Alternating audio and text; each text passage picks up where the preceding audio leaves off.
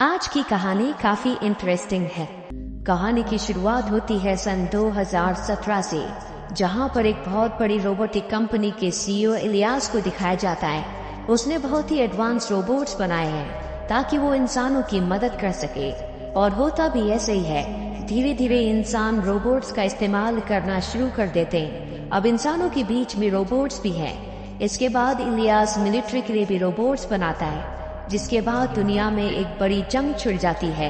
अब सभी देश रोबोट्स को जंग में इस्तेमाल करते हैं, जिस वजह से धरती को बहुत नुकसान पहुंचता है। इलियास ने मिलिट्री के लिए रोबोट्स इसलिए बनाए थे ताकि शांति बहाल की जा सके, लेकिन होता इसके विपरीत है। और अब इलियास को समझ में आ जाता है कि इस दुनिया के लिए सबसे बड़ी मुसीबत इंसान है। अगर उसे इस दुनिया को, अर्थ को बचाना है, तो उसे इंसानों को खत्म करना होगा। सीधे वो एक रोबोट बनाता है जिसका नाम वो रखता है क्रोनोस, और वो अपने आप को और अपने एक कोलीग को क्रोनोस में अपलोड कर लेता है ताकि वो दुनिया के डिस्ट्रक्शन को अपनी आंखों से देख सके। वही दूसरी तरफ हमें एंड्रयू नाम के एक लड़के को दिखाया जाता है जो अपनी मॉम से मिलने घर आया है। दरअसल उसकी मॉम की तबीयत खराब होती है। वो अपनी मॉम के साथ टीवी पर न्यूज देख रहा होता है। तभी इस दुनिया के सभी टीवी चैनल्स अपने आप ही बदल जाते हैं। उन पर इलियास आ रहा होता है। इलियास पूरी दुनिया को कहता है कि मैंने रोबोट्स बनाए थे ताकि वो इंसानों की मदद कर सके, लेकिन इंसानों ने उनका गलत इस्तेमाल किया। इसीलिए अब मैं उन्हीं रोबोट्स का इस्तेमाल करके इस दुनिया के हर एक इंसान को खत्म कर दूंगा। और अब इंसानों के आसपास जितने भी रोबोट्स होते हैं वो उन्हीं के ऊपर हमला करना शुरू कर देते हैं, क्योंकि इलियास ने जो क्रोनोस रोबोट बनाया है उसने दुनिया के सभी रोबोट्स को कंट्रोल में कर लिया है। जिसके बाद दुनिया के सभी रोबोट्स इंसानों के ऊपर हमला कर देते हैं। पूरी दुनिया में तबाही होती है।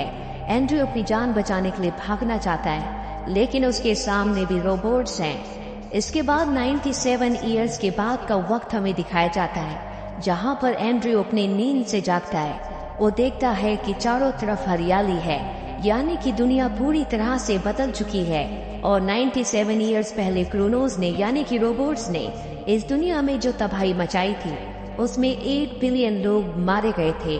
अब भी इस दुनिया में कुछ ऐसे इंसान हैं जो रोबोट से छुपकर बचकर रहते हैं। साथ ही कहा जाता है कि इस दुनिया में एक ऐसी जगह है जिसे अरोरा कहा जाता है, जहां रोबोट्स कभी नहीं पहुंच पाए, और अब भी वहां पर इंसान आराम से रहते हैं। हालांकि कुछ लोगों का ये मानना होता है कि ये सिर्फ एक अफवाह है। वही हमें इलियास को दिखाया जाता है, जिसने अपनी और अपने कोलीग की कॉन्शियसनेस को क्रोनोस के अंदर ट्रांसफर कर दिया था। इसीलिए वो दोनों के दोनों अब तक जिंदा होते हैं। ये दोनों के दोनों एंड्रयू को जागते हुए देखते हैं, और अब इलियास अपने कोलीग को बताता है कि ये जो इंसान अभी अभी जागा है, जिसका नाम एंड्रयू है, ये इंसान नहीं है बल्कि एक बहुत ही आधुनिक रोबोट है।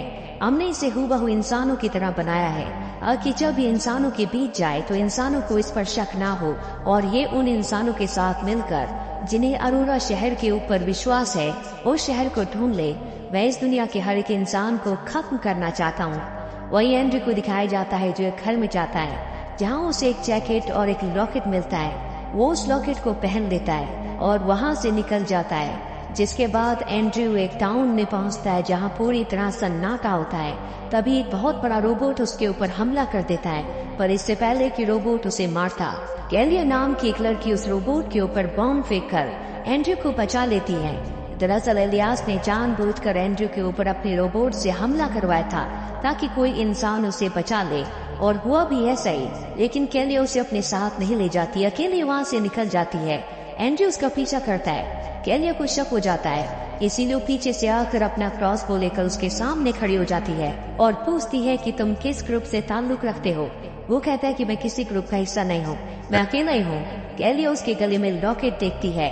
एंड्रयू कहता है कि ये मुझे गिफ्ट मिला था, और अब कैलिया को उस पर विश्वास हो जाता है। जिसके बाद ये दोनों के दोनों यहाँ से आगे बढ़ जाते हैं। रात होने पर ये दोनों एक जगह स्टे करते हैं जहाँ पर आग जलाते हैं। कैलिया अपने खाने के लिए कुछ सामान निकालती है जो वो एंड्रयू को ऑफर करती है, पर एंड्रयू खाने से मना कर देता है। एलिया एंड्रयू को बताती है कि जिस तरह का लॉकेट तुम्हारे पास है उसी तरह का लॉकेट मेरे पास भी है। मैं भी बिलीवर हूँ। बिलीवर उन लोगों को कहा जाता है जो कि अरोरा शहर पर बिलीव करते हैं। उनका मानना है कि इस दुनिया में एक ऐसा शहर है जहाँ पर आज तक रोबोट्स नहीं पहुँच पाए और इंसान वहाँ पर आराम से रहते हैं। वो उसे अपने मोबाइल पर एक लोकेशन दिखाती है और कहती है कि मुझे पूरा यकीन है कि यही अरोरा है, यहीं पर हमें पहुंचना है। इसके बाद एंड्रयू सोने के लिए चला जाता है और जब वो सोता है तो उसे एक सपना आता है जिसमें वो एक ग्रेवयार्ड को देखता है। इस सपने से उड़ा कर उठ जाता है। ली सुबह एक बार फिर से अपने सफर को शुरू करते हैं, जहाँ पर इनके सफर में रेलवे ट्रैक भी आता है, जिसे देखकर एंड्रयू बहुत खुश हो जाता है। वो कहता है कि मुझे ट्रेन में सफर करना बहुत पसंद है। ये सुनकर केलिया हैरान हो जाती है। वो कहती है कि आज से लगभग 100 साल पहले इस दुनिया में सभी ट्रेन बंद हो गई थी। अभी आगे बढ़ते हुए एक चर्च तक पहुंचते हैं, जहाँ एंड्रयू केलिया को बताता है कि हर हफ्ते पहले हम चर्च जाया करते थे। ये सुनकर वो हैरान हो जाती है। वो कहती है कि ऐसा कभी नहीं होता। यहाँ पर उसे एक बॉक्स मिलता है और जैसे एंड्रयू उस बॉक्स को खोलता है तो उसमें से म्यूजिक प्ले होना शुरू हो जाता है। केलिया जल्दी से उस बॉक्स को बंद कर देती है, लेकिन अब म्यूजिक की आवाज सुनकर एक रोबोट अंदर आ चुका है जो इन दोनों को ढूंढ रहा होता है, पर ये दोनों बड़ी चालाकी से अपने आप को उससे बचा लेते हैं। केलिया को अब कहीं न कहीं एंड्रयू पर शक होना शुरू हो जाता है, क्योंकि उसकी बातें अजीब होती है। उसकी बातें इस वक्त की नहीं है, पर फिलहाल वो एंड्रयू से कुछ नहीं पूछती। अगली सुबह ये दोनों की दोनों यहाँ से निकल जाते हैं। पूरा दिन सफर करने के बाद ये रात को एक घर में जाते हैं, जहाँ पर एंड्रयू को एक कैमरा मिलता है। इससे ये अपनी और केलिया की फोटोज खींचता है और अब केलिया एंड्रयू को बताती है कि मैं अपने परिवार के साथ एक शेल्टर में रहा करती थी। हम रोबोट से बचकर रहा करते थे, लेकिन एक दिन मेरी छोटी बहन बाहर गई।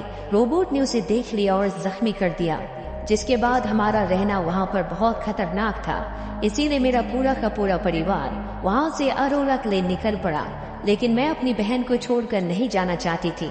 इसीलिए मैंने उसकी देखभाल की, लेकिन जल्दी उसकी मृत्यु हो गई, जिसके बाद मैं भी वहाँ से निकल गई और अब मैं भी जल्द से जल्द अरोरा पहुँचना चाहती हूँ, ताकि अपने परिवार को एक बार फिर से देख सकूं। ये बोलते बोलते वो बहुत ज्यादा इमोशनल हो जाती है। अब अगले सुबह यहाँ जिस घर पर ये रुके होते हैं उसके बाहर कुछ लोग आते हैं। ये दोनों उनका पीछा करते हैं। ये देखते हैं कि ये पूरा एक ग्रुप है। तभी एक छोटी बच्ची इन दोनों को देख लेती है, जिसके बाद सब इनका पीछा करते हैं। ये दोनों अपनी जान बचाने के लिए यहाँ से भाग रहे होते हैं, लेकिन तभी एंड्रयू का पैर स्लिप हो जाता और गिर जाता है। केलिया उसकी मदद नहीं करती और वहाँ से भाग जाती है। एंड्रयू को पकड़ लिया जाता है। वहीं केलिया अब जल्द से जल्द अपने सफर को पूरा करके अरोरा पहुंचना चाहती है, लेकिन तभी वो उस फोटो को देखती है जो एंड्रयू ने खींची थी। इसके बाद उसे एहसास होता है कि उसे एंड्रयू की जान बचानी चाहिए। वो वापस आकर एंड्रयू की रस्सियां खोल रही होती है। तभी वहाँ पर वो लोग आ जाते हैं जिन्होंने एंड्रयू को पकड़ा है। वो उसे भी पकड़ लेते हैं और अब जब वो केलिया के ऊपर जबरदस्ती कर रहे होते हैं तो एंड्रयू को बहुत गुस्सा आता है। वो अपनी रस्सियां तोड़कर उनके ऊपर हमला कर देता है। भी इनका जो लीडर होता है वो तलवार से एंड्रयू के ऊपर प्रहार करता है, जिससे वो जख्मी हो जाता है। लेकिन ठीक उसी वक्त केलिया पीछे से एक तीर से उसे मार देती है और एंड्रयू को यहाँ से अपने साथ ले जाती है। ये दोनों के दोनों एक जगह पहुँचते हैं जहाँ पर एंड्रयू की हालत बहुत ज्यादा खराब होती है और एक बार फिर से उसे अपने सपनों में वही ग्रेवयार्ड दिखता है जो उसे पहले भी दिखा था। अगली सुबह भी एंड्रयू पूरी तरह से बेहोश होता है। केलिया उसे होश में लाने के लिए उसकी जैकेट को हटाती है, पर वहाँ पर जो देखती है उसे अपनी आंखों पर विश्वास नहीं होता। वो समझ जाती है कि एंड्रयू एक रोबोट है, क्योंकि उसके शरीर में बहुत सारे इलेक्ट्रॉनिक्स के पार्ट्स होते हैं। इसीलिए वो वहाँ से भाग जाती है, क्योंकि वो अच्छी तरह से जानती है कि इस दुनिया का हर एक रोबोट इंसानों को मारना चाहता है। और अब एंड्रयू होश में आ जाता है, जिसके बाद जब वो अपने शरीर को देखता है तो उसे भी पता चल जाता है कि वो भी एक रोबोट है। दरअसल आज से पहले उसे नहीं पता था कि वो एक रोबोट है। वो अपने आप को इंसान समझता था और अब जिस ग्रेवयार्ड को बार बार वो सपनों में देखता है वो एक बार फिर से उसे विजुअलाइज करता है, जहाँ पर उसे अपनी ही ग्रेव दिखती है। ठीक उसी पर वहाँ पर एक रोबोट आ जाता है, जिसके बाद वो बेहोश हो जाता है और जब उसे होश आता है तो वो एक लैब में होता है। उसके पास एलियास का कोलीग आता है और उसे बताता है कि तुम इंसान नहीं हो, तुम्हारी मृत्यु तो आज से कई साल पहले हो चुकी है, लेकिन हमने तुम्हारी कॉन्शियसनेस को इस शरीर में डाला, इसीलिए अब तक तुम्हारे पास तुम्हारी पहले की यादें हैं और अब इन यादों में अरोरा की लोकेशन भी है, जिस लोकेशन को मैं तुम्हारे दिमाग से निकाल लूंगा। वो उसके दिमाग से उस लोकेशन को लेने की कोशिश करता है, लेकिन वो अपने दिमाग को कंट्रोल कर सकता है। इसीलिए एलियास के कोलीग को अरोरा की लोकेशन नहीं मिल पाती। इसके बाद वो केलिया को वहाँ पर लाता और कहता है कि अगर तुमने मुझे अपने दिमाग का एक्सेस नहीं दिया तो मैं केलिया को मार दूंगा। मजबूरी में एंड्रयू को अपने दिमाग का एक्सेस उसे देना पड़ता है, जिसके बाद वो अपनी यादों में, अपनी इमेजिनेशन में अपनी मॉम को देखता है। उसकी मॉम उससे कहती है कि इंसान वही है जो दूसरों के बारे में सोच सके, जो इंसानियत को बचाए, जिसका एक दिल हो। साथ ही वो वहाँ पर कैलिया के साथ अपने आप को देखता है। दरअसल वो सब कुछ इमेजिन कर रहा होता है। वो कैलिया को अपने अच्छे पलों में देखता है और जो जो वो सोच रहा होता है वो स्क्रीन पर चलता है, जिसे कैलिया भी देख लेती है। कैलिया को समझ में आ जाता है कि भले एंड्रयू एक मशीन है, पर उसके पास इंसानों जैसा दिल और दिमाग है, जो दूसरों के बारे में सोच सकता है, जो दूसरों से प्यार कर सकता है। और अब एलियास का जो कोलीग होता है, वो उसके दिमाग से बहुत सारी इंफॉर्मेशन निकाल कर एंड्रयू के दिमाग में एक दूसरे प्रोग्राम को एक्टिवेट करके यहाँ से चला जाता है। इसके बाद एंड्रयू उठता है और वो कैलिया के ऊपर हमला कर देता है। वो उसे मारना चाहता है, लेकिन कैलिया उसे किस करती है, जिसके बाद एक बार फिर से उसके दिल में कैलिया के लिए वो सभी एहसास जाग उठते हैं जो पहले से उसके दिल में थे।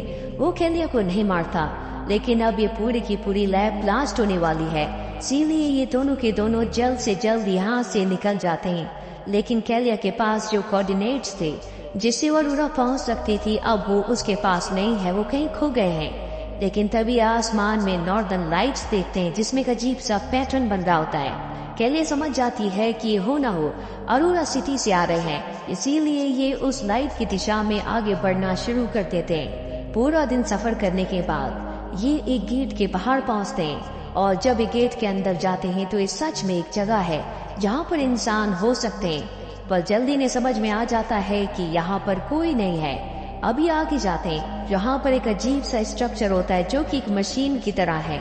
एक रात पहले यहीं से लाइट बाहर निकल रही थी। कैलिया पूरी तरह से टूट जाती है।